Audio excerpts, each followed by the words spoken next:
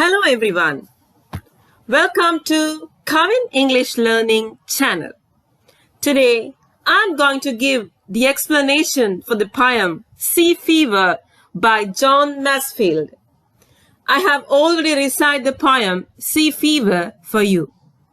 So first listen to the poem again and then follow my poem explanation.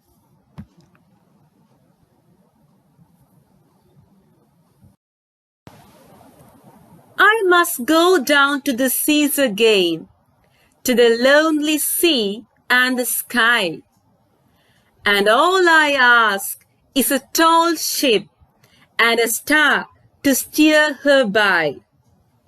And the wheels kick and the wind's song and the white sails shaking and a grey mist on the sea's face and a grey dawn breaking. I must go down to the seas again, to the lonely sea and the sky. And all I ask is a tall ship and a star to steer her by. And the wheels kick and the wind's song and the white sails shaking and a grey mist on the sea's face and a grey dawn breaking. I must go down to the seas again, for the call of the running tide is a wild call and a clear call that may not be denied. And all I ask is a windy day with the white clouds flying and the flung spray and the blown spume and the seagulls crying.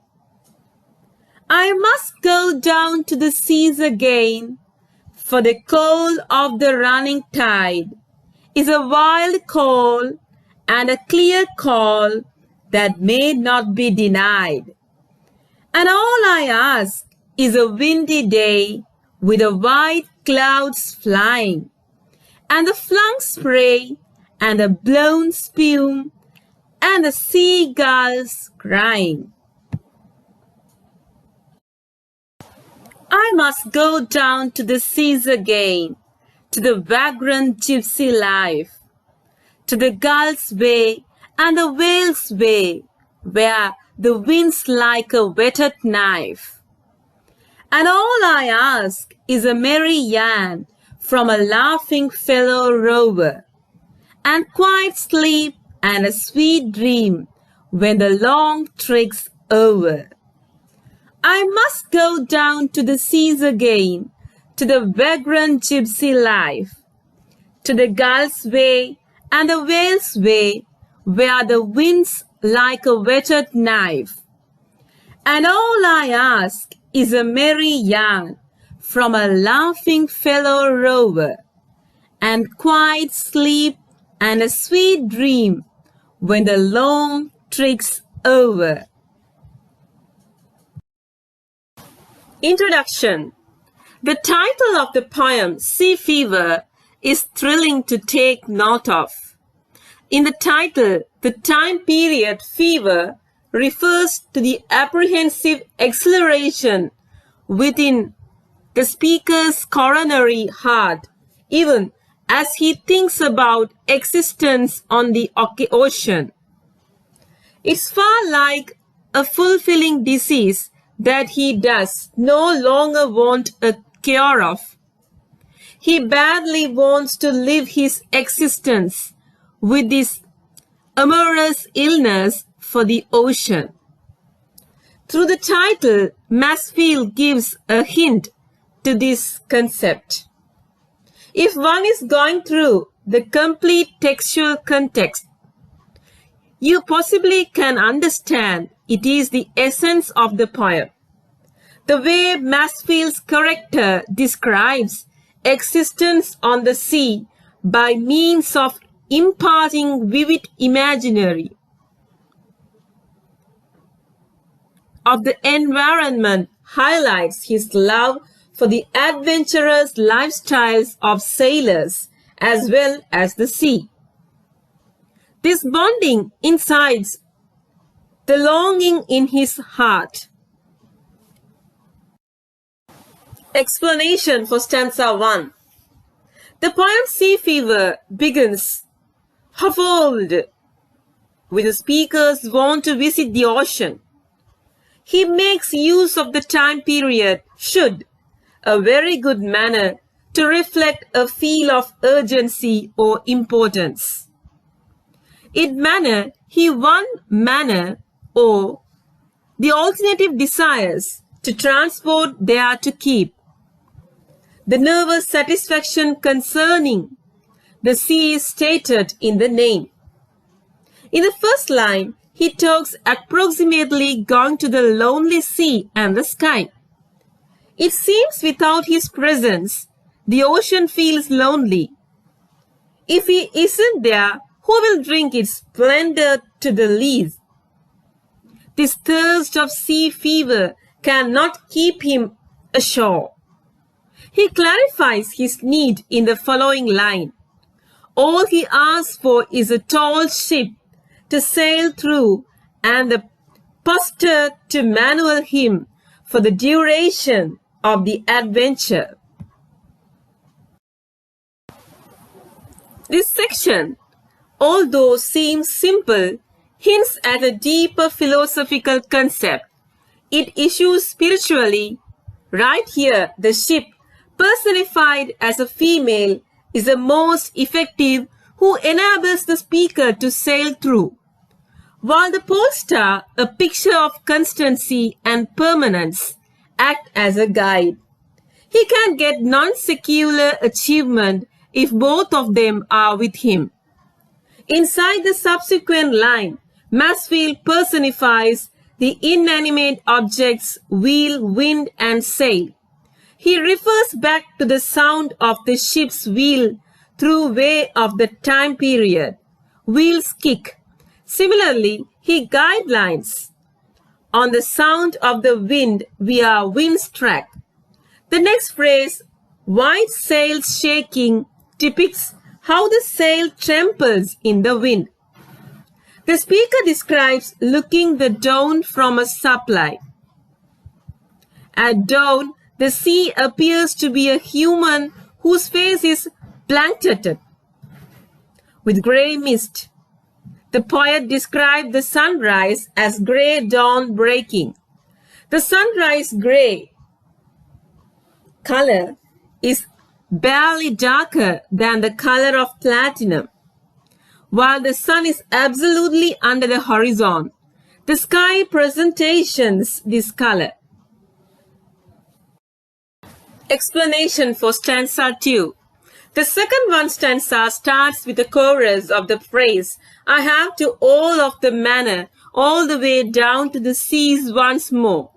Masefield makes use of this repetition as the way to portray the speaker's state of thoughts. He badly desires to go all the way down to the seas anyways, due to the fact the jogging tides calls him. The running tide is a reference to the sound of sea waves. Consistent with the speaker, it's far a wild form of nature that a listener can't deny. Here's the term wild displays the untamed nature of the ocean. It smiles boundless, carefree, and effective. The equal echoes in its sound listening, to which the speaker cannot help, however, visit the sea. Besides, the sound is so smooth and effective that it has the capacity to stir his spirit. Whilst one's soul receives incited, not anything can forestall him from going to the supply of the stimulus. Within the following strains, he elaborates at the matters he misses while staying ashore. These objects embody a windy day that favors the sailors and the white clouds that fill his coronary heart with peace. Furthermore, He asks for a spray of sea water on his face, the sea spume, and the cryings of seagulls. Spume wave forth o'er fume. This is observed in the sea waves. Explanation for stanza 3. Inside the closing stanza of Sea Fever, Masefield further describes lifestyles at sea. He refers to it as the vagrant gypsy existence. So the speaker does now not want a life of immobility, comfort, and contentment. He wants to break freed from his cage and be like the sea. That's why he wishes to be like a vagrant or gypsy. Like them, he does now not wants to stay in one's vicinity all of the time. He wants to explore, clear up, and wonder at approximately the splendor of the sea.